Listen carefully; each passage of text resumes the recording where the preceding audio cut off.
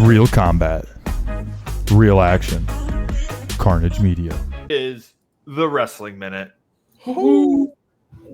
Speaking of main cards, fellas, it's going to be maybe a quick and easy wrestling minute today because we have everyone's favorite pay-per-view, Night of Champions, coming up.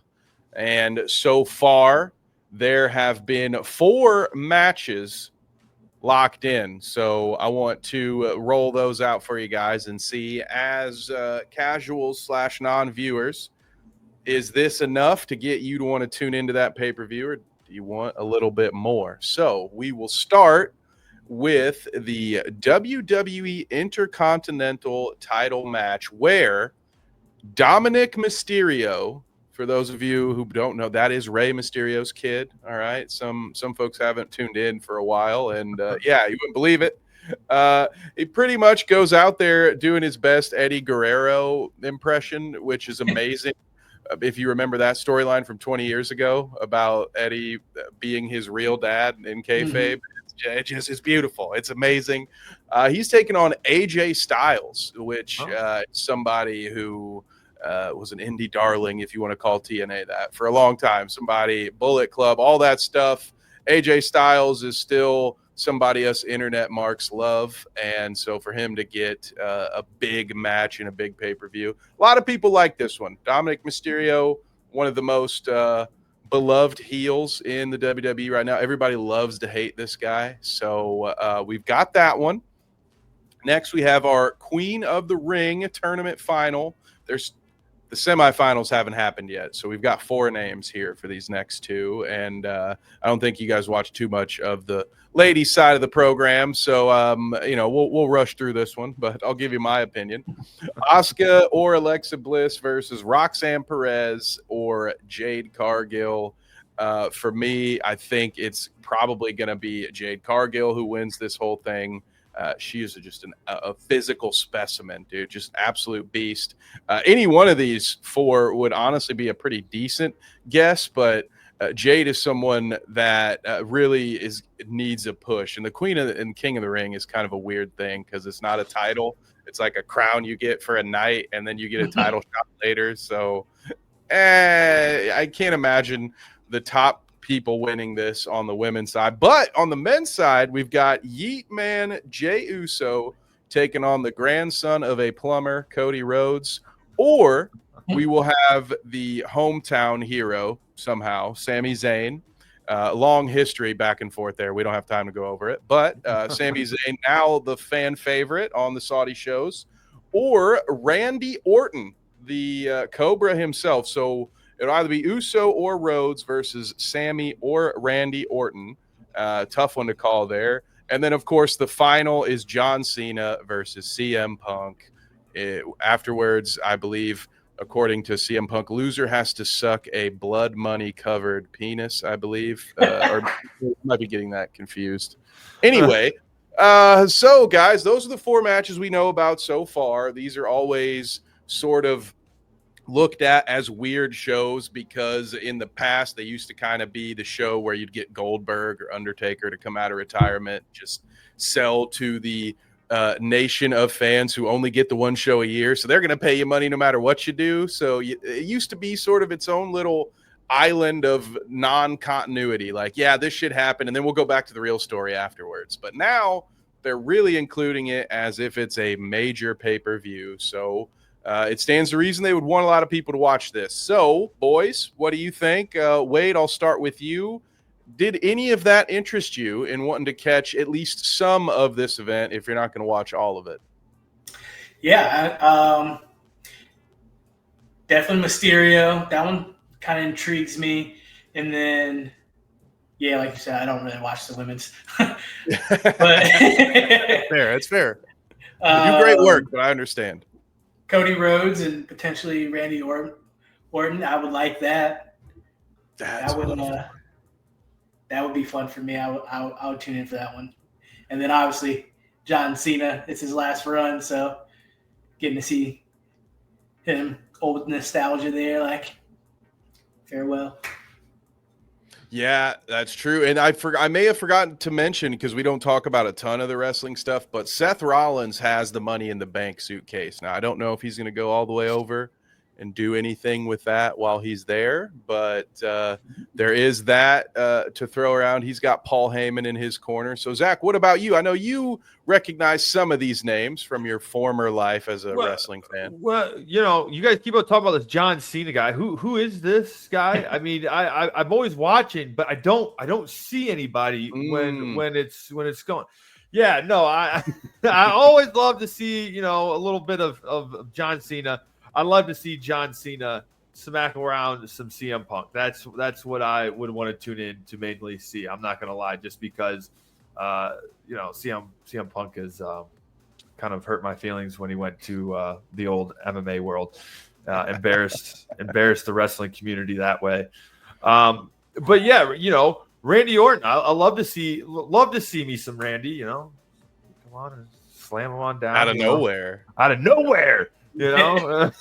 It'd be even better if no one could see him too. Ooh. So yeah, what a tag team. I recently just saw a video circulating about CM Punk where he was caught bleeding under like the commentary. Did you see that at all? Yeah, it was probably. I think that was back when he was in AEW, where it's like a quick, like he's really jabbing it into his forehead. Yeah, I was like, damn, you don't gotta do all that shit. Oh yeah, dude. AEW's really bad at, like, it was good on him for at least getting under the commentary table. Like some of them, their current world champion Moxley would just kind of lay there. Jericho, by far the worst. Thank God he's not on TV right now. I've never seen someone get caught by the cameraman blading more in my entire life. I kind of feel bad for him, because sometimes I feel like sometimes that's on the cameraman. Like, Wade, you understand, we have a unique perspective here, the three of us, because we run the camera for wrestling shows, and Wade has to work the ones and twos. And every once in a while, I think I'm getting a cool action shot on the side, and then all of a sudden I realize, like, oh, I probably shouldn't be here because he's pulling at his wrist tape. So let's go over here. But, so if you don't know, like if you're just a contracted cameraman and you don't really know and you haven't had the time to learn, you get caught. What you think they want from you is to be the action, to go around, catch that action. And then, a wrestler pulls a razor blade out of his pocket and starts digging in his forehead. You're like, shit, what do I do? Because they had one where the producer cut too early. It was a backstage, like a retired wrestler coming back for his last match, Christopher Daniels. He had just bladed, and he's a bald guy like me. And so I'm sorry, we're breaking so many rules. My Uncle Bill would be rolling in his grave if he knew I was breaking this much kayfabe. But I was on live television, so I'm sorry, Uncle Bill. They cut to the cameraman who's walking. He's not even in his spot yet, Wade. He's not, like, it would be like when I'm walking up to the ramp and you cut to me while I'm still doing. It's like, dude, I'm not even in position yet. And so they cut to him before he's in position, and you see the guy punching his own head to get more blood to come out. Oh no! On live television. So sometimes it happens, but back to this event. I think it's just okay so far. There are some interesting things. There's some commentary to be made about the fact that a pay-per-view right now has 4 matches, and it's like, what are we even building to? I have to mention this, guys. I'm so sorry, because this one is important. Bill Goldberg came out of retirement for one more match, and he's fighting on Saturday night's main event, July 12th, in Atlanta for the World Heavyweight Championship. Can you guys, let me ask you, and you guys are perfect for this because I'm already a fan. You can imagine how I feel. I will state it very quickly. I hate when the part-timers get to come in and have a title match. Like, that to me waters the whole thing down. It makes it look like anybody could do this, and it kind of disrespects the dudes who are there working the house shows 6 nights a week. They should be the ones doing it. But I'm a regular. I'm watching whether Bill Goldberg's there or not. Will you guys want to tune in to Saturday night's main event to watch Goldberg versus Gunther for the world title? Does the title being involved make you want to watch it more?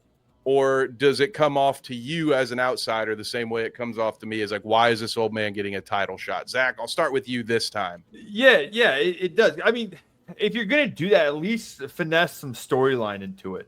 You know what I mean? Like have him show up to some of the lesser ones to kind of build it. So it's like, maybe he just shows up and then there's something that's going on and there's a reason why he gets a shot at it instead of just, oh, hey, he's coming for one show. He get the title shot. It's like, yeah, what? Yeah, and before I pass it to Wade, there is a little bit more context, but it doesn't change your point at all, because here is the backstory, right? So Gunther, maybe a year ago, 9 months, however many months ago, doesn't matter. They were in Georgia. Goldberg was there.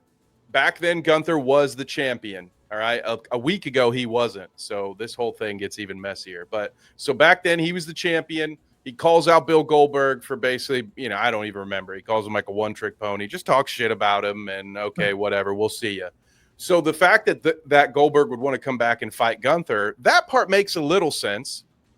But last week, Gunther got put in his 47th title match against Jey Uso and beat Jey Uso for the title, so that 3 days later or a week later, Goldberg could show up on TV and challenge Gunther for the title. It's Gunther's first title. So it's his first title defense since he came back, to finish my thought. So it appears as if they put the title on Gunther just so they could make the Goldberg match a title match. So while there was some story, I agree with you, Zach. It wasn't the title didn't need to be involved. It was kind of very late minute addition. So with the additional context, Wade, to you now, how do you feel about all of it?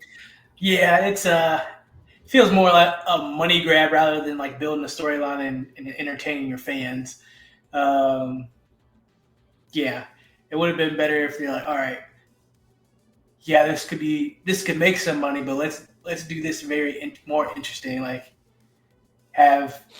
he'd call him out, maybe he attends an event and then they get into it. You build this storyline into a fight where he comes back, maybe fights somebody, and then earns his shot to a title. It just builds more story. It builds people wanting like the build up, and then you get the payoff at the end. It's just like, oh, he's back. It's a title. Quick money.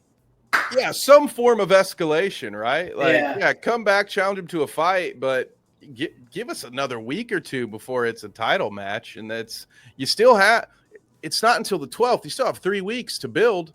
Now, part of that is probably not bringing Bill Goldberg not paying him to come to TV every week for the next month. But again, it's just sort of, if it was just going to be about Goldberg's last ride, which bold strategy to decide that it's time to have your last ride in the middle of the John Cena retirement tour. Yeah. Not the best business maybe I've ever heard of, but he's also, Father Time is not on his side, so which was never more apparent than when he walked out of the ring. That's not how you going to sell a fight when one of the fighters is clearly walking with a limp that starts at his hip. It's like, oh, I can't wait to see that explosive Goldberg that has not been on this planet for the last 12 years, but okay, I'll pretend that he's still there. And that's the other part. The Goldberg, the draw to him was always a quick 3-minute violent win and him going, Rah! So it's like, what is the gimmick? He can't go out and have a real match. He never could. Not that that's anything necessarily wrong with that. Like, anybody would tell you, if you have a gimmick, work it. Like, if that's your thing, it's not necessarily his fault. That's what the people wanted to see. But because of that, he doesn't have the same skill set as everybody else. And so now that he's an old man, a shell of his former self in that regard, like, and Gunther's a big dude. He's not fighting Rey Mysterio, like somebody he could maybe still pick up.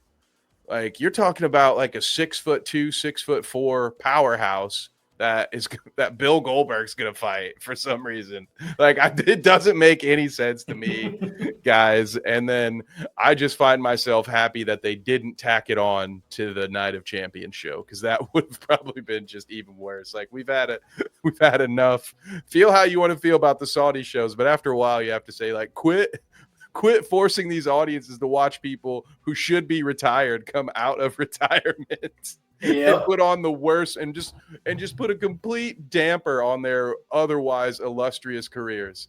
Well, like multiple people have had the worst match of their lives because of these shows. Breaking news: Ric Flair is coming. No, I'm kidding. Oh, that's a perfect way to end it. I can't do any better than that, fellas. So there's your wrestling minute and a half. It was a long one today. We had a lot to catch up.